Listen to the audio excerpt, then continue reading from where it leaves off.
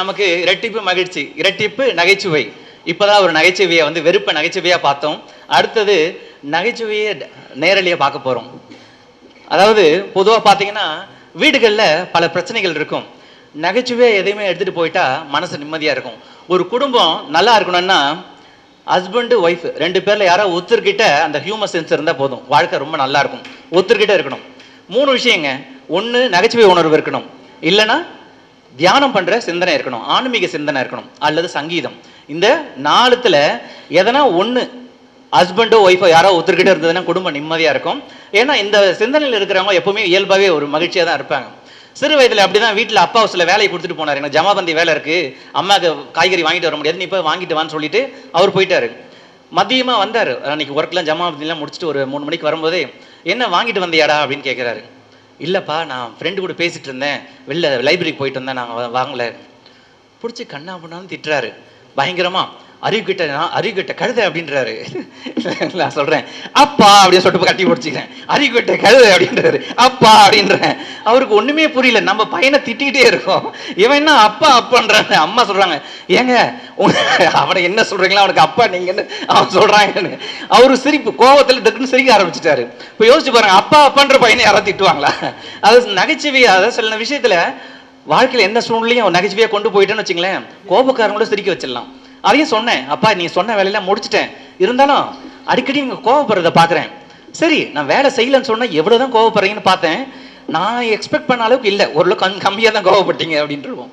அந்த நகைச்சுவை வாழ்க்கையில எப்பவுமே இருந்ததுன்னு வச்சுங்களேன், கூட இருக்கிறவங்க எவ்வளவு ஆக்ரோஷமா இருந்தாலும் அதை நம்ம அவங்களை தனிச்சிட முடியும். அது ரொம்ப முக்கியம், எந்த குடும்பத்துக்குமே அவசியம். அந்த நகைச்சுவையோட கவிதை பாடுறதுக்கு வராங்க. அதை செல்வி ஸ்ரீவர்த்தினி வர்றது ரொம்ப மகிழ்ச்சி. நம்ம கவியரங்கத்துல பாத்தீங்கன்னா 3 தலைமுறை, தாத்தாவும் வந்துள்ளார், பேத்தியும் வந்துள்ளார். அது ரொம்ப ரொம்ப மகிழ்ச்சி. செல்வி ஸ்ரீவர்த்தினி அவர்களை கவி பாட அழைக்கிறேன். அனைவருக்கும் ஜெய் ஜினேந்திரா. அன்பு கூட்டும் இன்ப மொழி, ஆசையாய் கற்று கொண்ட மொழி, இளமை மாறா இனிமை மொழி, உணர்ச்சி பொங்கும் உரிமை மொழி, எங்கும் நிலைத்து நிற்கும் மொழி, நன்மை பயக்கும் நற்செம்மொழி, உன்னதமான தாய் தமிழை வணங்குகிறேன். பலம் பல மிக்க வந்தை மாநகரில் கவியரங்கம் நடக்க, தமிழ் தாயின் பிள்ளை என கவிராசன் மகராசன் தலைமை தாங்க, தமிழில் அமுதன கவி படைக்கும் புலவர்கள் வீற்றிருக்க, தமிழ் கற்ற சான்றோரும் ஆன்றோரும் அமுது கவி கேட்க வந்திருக்க, தமிழில் தத்தி தத்தி கவி பாட கற்றுக்கொண்டிருக்கும் நானும் நவரசத்தில் நான் ரசித்த புன்னகை சிரிப்பில் கவி பாட விழைகிறேன். ஆனந்தத்தை கொடுக்கும் ஆசையின் சிரிப்பு, இன்பத்தை கொடுக்கும் இன்முக சிரிப்பு, ஏமாற்றத்தை கொடுக்கும் ஏளன சிரிப்பு, வருத்தத்தை கொடுக்கும் வாடிடும் சிரிப்பு, அழிவை கொடுக்கும் ஆணவ சிரிப்பு, அனைத்தையும் வெல்லும் அன்பின் சிரிப்பு.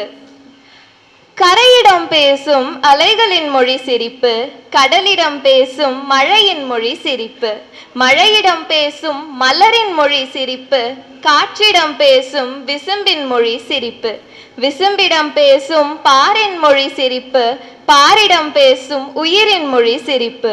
இரு மனங்கள் உரையாடுவது சிரிப்பாலே, இயற்கையது இயங்குவது சிரிப்பாலே. நோய் விட்டு போகும் வாய் விட்டு சிரித்தால், இன்பம் வந்து சேரும் இன்முகத்தோடு சிரித்தால், துயரங்கள் நீங்கும் மனம் விட்டு சிரித்தால், பெருவாழ்வு நலம் பயக்கும் நன்றியோடு சிரித்தால், நல் நட்பு அமைந்துவிடும் கருணையோடு சிரித்தால், நல் வாழ்வு அமைந்துவிடும் நேசத்தோடு சிரித்தால்.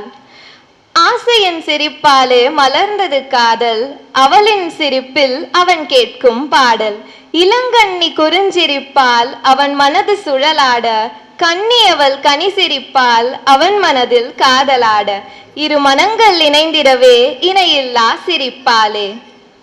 ஆணவத்திலே சிரித்து மற்றவர்க்கு துன்பம் சேர்த்து, ஆற்றல் கொண்டு வளர்ச்சியடைய ஆணவ சிரிப்பை சூடிக்கொள்ள, முன்னேறிய வேகத்தில் சறுக்கி விழ அவமானத்தில் தலைகுனிய, ஐயமில்லா வாழ்க்கையிலே அழிவை தரும் மாணவம் எதற்கு, பாங்குடனே வாழ்ந்திடலாம் நிரந்தரமாய் சிரிப்பாலே. மழலை முகம் சிரிப்பு கண்டு அன்னை அவள் மகிழ்ந்திடுவாள், பாவை அவள் சிரிப்பு கண்டு தலைவன் அவன் மயங்கிடுவான், தெய்வீக சிரிப்பதனால் பக்தன் அவன் நுருகிடுவான், தொன்மை மிகு சிரிப்பதனால் புலவனவன் ஆர்வம் கொள்வான். நிலவை போல் பெருக வைக்கும் கடைப்பார்வை சிரிப்பாலே, பிணி நீங்கி மகிழ்ச்சி பொங்கும் அருள் நிறைந்த சிரிப்பாலே, மண்ணுலகம் போற்றும் மனம் நிறைந்த சிரிப்பாலே, விண்ணுலகம் வியக்கும் வெண்ணிலவின் சிரிப்பாலே. ஆனந்தமாய் அவனியிலே வாழ்வதற்கு கனி சிரிப்பு, தர்மம் அது தழைத்தோங்க தந்திடுமே தனி சிரிப்பு. சுழலும் பூமி சத்தியத்தால் காக்கின்ற அருள் சிரிப்பு, பகைவரையும் நல் நண்பராக்கும் உன்னதமான உயர் சிரிப்பு. நவரசத்தில் சிறந்த சிரிப்பை, 4 திசைகளிலும் நிறைந்த சிரிப்பை, இயற்கையில் மலர்ந்த சிரிப்பை, அனைவரின் மனதிலும் குளிர்ந்த சிரிப்பை, தேவிகளை நிரப்பிவிடும் தெய்வீக சிரிப்பை, பண்புக்கும் மாண்புக்கும் ஏற்ற சிரிப்பை, சமுதாயம் ஓங்கிட ஒன்றிணைய அன்புடன் சிரிப்போம், ஆனந்தமாய் வாழ்வோம். வாய்ப்பளித்தமைக்கு நன்றி.